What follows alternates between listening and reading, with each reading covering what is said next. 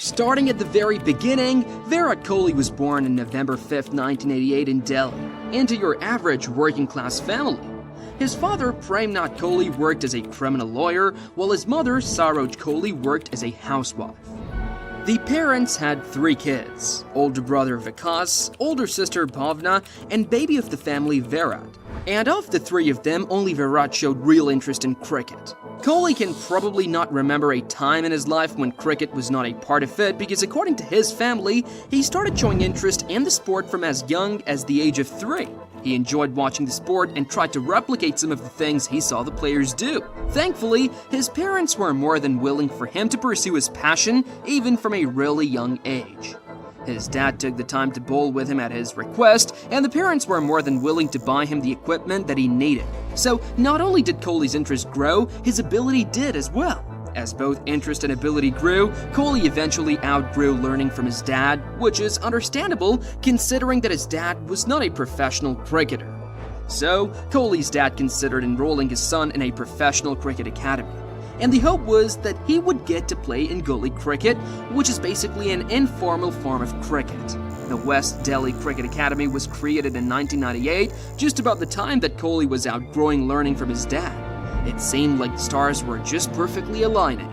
Unfortunately, this is not one of those stories where everything happens smoothly. Sure, he managed to snag a position in the West Delhi Cricket Academy, learning all he could, but at first try, he wasn't able to make the under-14 Delhi team. The story goes that the problem was not with Kohli's own abilities, but some extraneous factors. But the bottom line is that he didn't get in at the time, so it was back to the drawing board for him. Luckily, down the line, all of Kohli's hard work paid off as he managed to make the under-15 Delhi team. He played as many matches as he could, while continuing to receive training from the academy.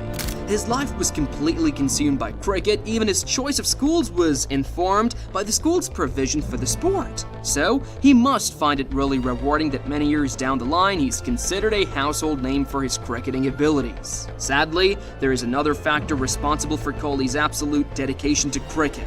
This time around, a tragedy. On December 18, 2006, when Kohli was only 18 years old, he lost his dad. Remember that his dad was a huge part of him getting the cricketing opportunities that he had. So with the loss of his dad, he completely threw himself into playing, probably doing it to show his appreciation for his dad's efforts. All of that hard work paid off, thankfully, and Kohli's first significant achievement on the international stage happened about 2 years later in 2008. He led the Indian under-19 team to victory in the under-19 World Cup in Malaysia, and both his batting performances and his leadership ability caught the eye of spectators and critics alike. In fact, right after the tournament, Kohli was approached by Bunty Sajde of Cornerstone Sport and Entertainment, a meeting that resulted in Kohli being signed to the group. That was only the beginning of what would become Kohli's long list of brand endorsements. Meanwhile, Kohli would continue to make more incredible performances. He made his one-day international debut later that year against Sri Lanka, marking the beginning of what would become an illustrious international career. However, his success on this stage was not as quick as his under-19 debut. Like many young players, it took him a bit of time to adapt to the toughness of international cricket. But Kohli was not a stranger to hard work, so he put his head down that year and put in the work. By next year, he was a different animal. From his first ODI century, which was against Sri Lanka, Kohli's beautiful performance became a constant. And so did his spot on the Indian lineup. In 2011, he made his Test debut against the West Indies, further broadening his cricketing credentials. For Kohli, 2011 was not only significant for being the year when he made his Test debut, it was also the year when he really started getting international recognition in the form of awards. First, he won both his first Paulie Umrigar Award for International Cricketer of the Year and his first CEAT International Cricketer of the Year award for the 2011-12 season.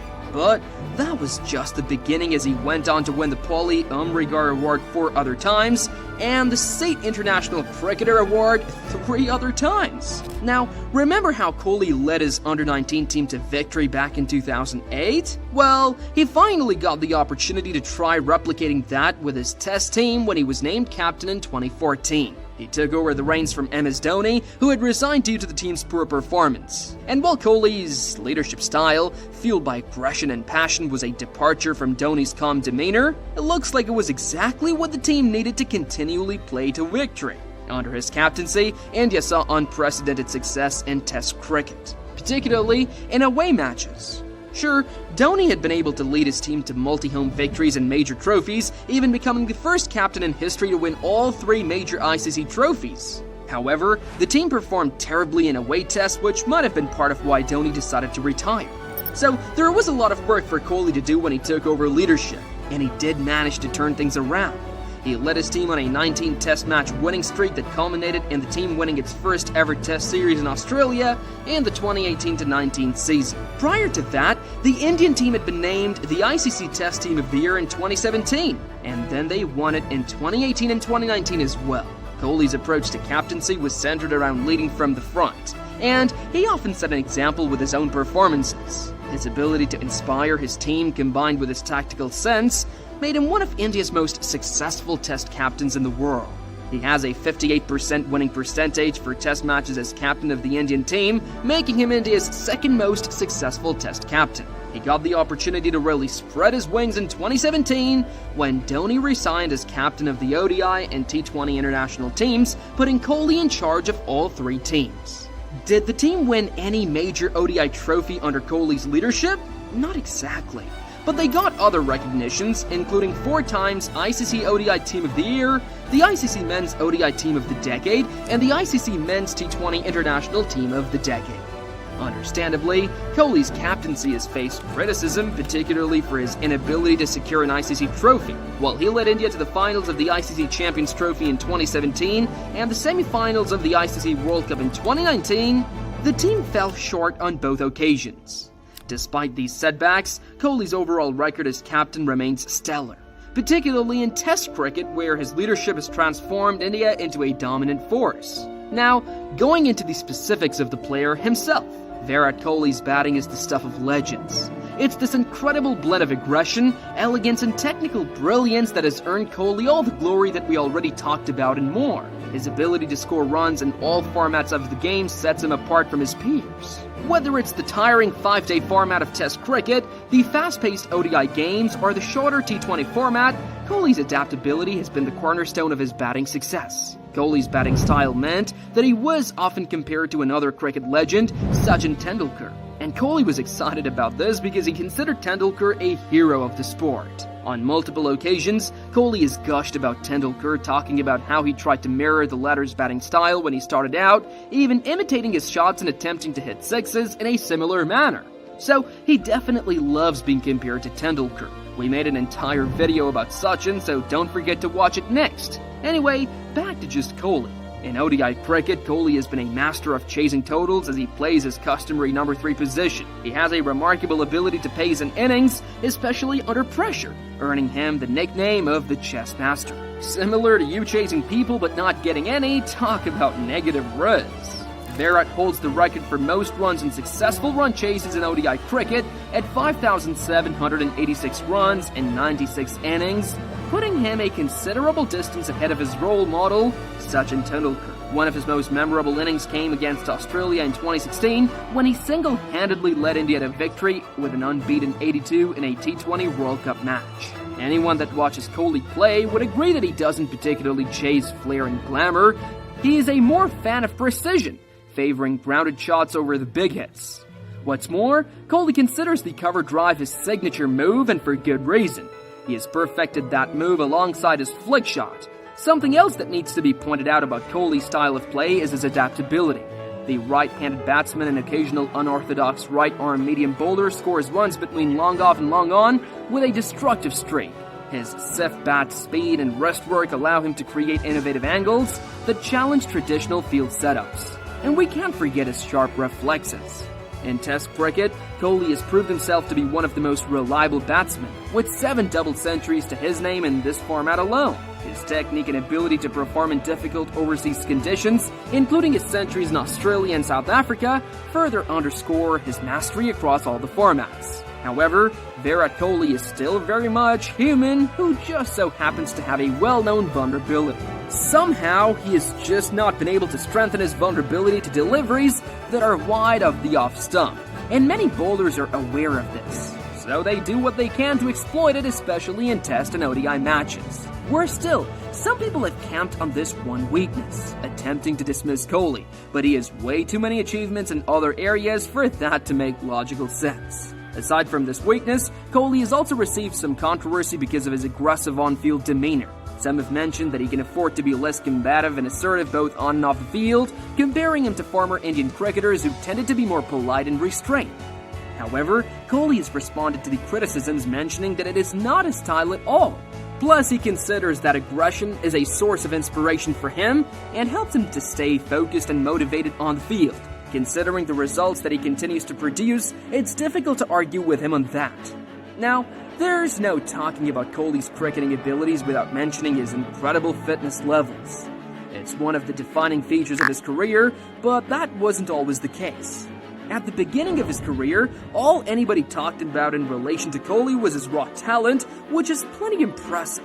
However, at some point in the 2010s, people started to notice his incredible fitness levels. Not only is he now considered one of the fittest sports people, especially for a cricketer, he also looks good, which certainly doesn't hurt. Plus, there is no overestimating what that transformation has done for his athletic performance and even mental health. Now, if you would believe it, Kohli's emphasis on fitness has had a broader impact on Indian cricket. Some of his teammates have mentioned deciding to eat healthier and get fitter because they saw how well it worked for Kohli. Having looked at some of the feats that Kohli was able to achieve with his team, and also taken an in-depth look into his player profile, it's time to take a look at his many personal achievements. To start with, Kohli is retired from all three captainship positions, giving space for the younger generation to inject something new into the team. He also retired from the T20 international format right after India won the 2024 T20 World Cup. Well, this was my last T20 World Cup, and this is exactly what we wanted to achieve. Which is a really smart move. Anyways, what that means is that he doesn't have the opportunity to set or break any more records in the T20 international format. But his standing records are many and very impressive. For one, he has the highest career batting average in this format. He also holds the record for the fastest to 3,000, 3,500, and 4,000 runs, which he did in 81 innings, 96 innings, and 107 innings respectively. And we can't leave out the fact that he is the most Player of the Match awards, which he has won 15 times, and the most Player of the Series awards, which he won 7 times. As for the Test and ODI formats, he has the opportunity to set and break more records, so we might be seeing more of that. But even if he doesn't set or break any more records in these formats, he has already still established himself as one of the greats. In the Test format, he holds the record for the most wins as captain of India with 40 wins out of 68 matches. He also has 4 Test double hundreds in 4 consecutive series. His list of ODI records is even longer. He holds the record of most ODI centuries with 50 centuries, most ODI centuries while chasing with 27 centuries, and most ODI centuries in India with 22 centuries.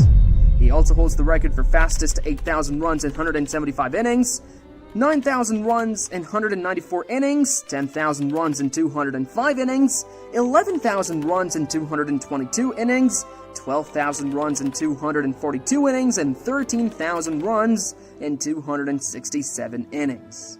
Now for his IPL records, he holds the record for most runs in Indian Premier League, most runs in a single edition of IPL, most runs against Delhi Capitals, and most hundreds in the league in a single season. He is also the only player to be involved in 3 double-century plus stands. Other honors include the ICC Men's ODI Cricketer of the 2011 to 2020 decade and a People's Choice Awards for Favorite Sportsperson India.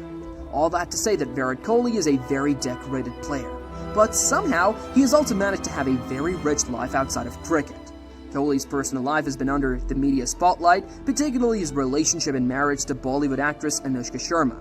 A marriage of 2 celebrities would always be of interest to the public and has been popular enough to earn them their own hashtag, Varushka. The pair met on a shoot in 2013, tied the knot in an intimate ceremony in 2017, and have since welcomed 2 children.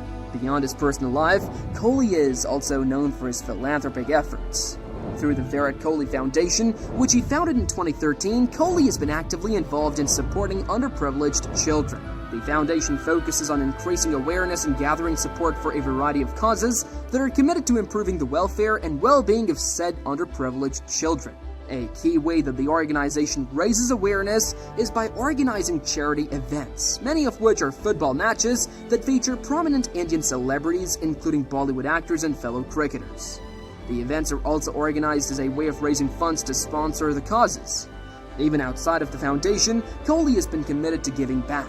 Back in 2017, before a match against Sri Lanka in the 2017 Champions Trophy, he organized a gala event in London in support of the Justice and Care organization. In the same year, he instituted the Athlete Development Program, which, true to its name, helps nurture and support aspiring young athletes. He and his wife also made a number of donations during the 2020 COVID-19 pandemic, and Kohli's off-field persona reflects a man who is not only committed to his game, but also to giving back to society. It kind of also reflects a man that has some business acumen.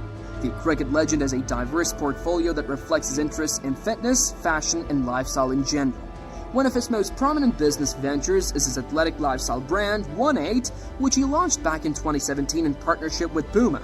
1-8 offers everything from footwear and sport-related outfits to all the accessories that active people need. 1-8 is not his only fashion brand though. Actually, before 1-8, he partnered with Universal Sports Biz to launch Roam. But unlike 1-8, Roam is specifically targeted to young men and is partnered with some big retail outlets including Myntra and Shoppers Stop. Kohli's passion for fitness also led him to co-found a network of gyms together with Shazel India and his management, Cornerstone Sport and Entertainment. The network of gyms has been dubbed Shazel and is scattered all throughout India. Aside from lifestyle and fitness, Kohli has also ventured into the food industry with 1-8 Commune. 1-8 Commune is a chain of restaurants and bars, and the first outlet was launched in 2017. Looks like 2017 was a really busy year for Kohli. It's no wonder that he was recognized by Forbes as the 7th most valuable brand among athletes, surpassing some other big names in sports, including Lionel Messi and Stephen Curry. Still talking about food, back in 2022, both Kohli and his wife invested in Blue Tribe, a startup that specializes in the production and distribution of plant-based meat products. He's also expanded his involvement with sports outside of playing cricket.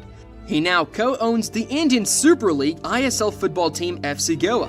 His involvement in the ISL aligns with his broader vision to contribute to the growth of sports beyond cricket in the country. This one happened in 2024, so who knows whether he'll be buying another sports team sometime soon? Anyway, Kohli is also associated with Stepathlon Kids, a fitness initiative aimed at promoting physical activity among children. The program uses digital platforms to encourage kids to adopt healthier habits through fun challenges and games. In addition to all those business ventures, Kohli also has a very robust brand endorsement portfolio.